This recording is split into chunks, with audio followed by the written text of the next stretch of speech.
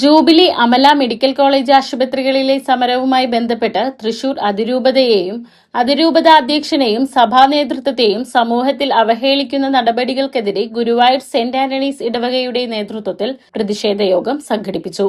പ്രതിനിധി യോഗാംഗങ്ങൾ, കുടുംബ കൂട്ടായ്മ, കേന്ദ്ര സമിതി, കുടുംബ കൂട്ടായ്മ ഭാരവാഹികൾ, ഇടവകയിലെ ഭക്തസംഘടനാ ഭാരവാഹികൾ, വിശ്വാസ പരിശീലന അധ്യാപകർ എന്നിവരുടെ സംയുക്ത യോഗത്തിലാണ് പ്രതിഷേധം രേഖപ്പെടുത്തിയത്.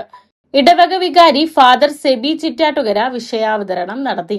സർക്കാർ നഴ്സുമാർക്കുള്ള മിനിമം വേതനം അടിയന്തരമായി പ്രഖ്യാപിച്ച് നിലവിലെ പ്രശ്നങ്ങൾക്ക് പരിഹാരം കാണണമെന്നും സഭയ്ക്കെതിരെ നിഗൂഢ ശക്തികൾ ആസൂത്രണം ചെയ്യുന്ന പ്രചാരണങ്ങളെയും സമരങ്ങളെയും ശക്തമായി നേരിടണമെന്നും ആവശ്യപ്പെട്ട് മുഖ്യമന്ത്രിക്ക് സമർപ്പിക്കാനുള്ള ഒപ്പുശേഖരണത്തിനും യോഗം തുടക്കമിട്ടു.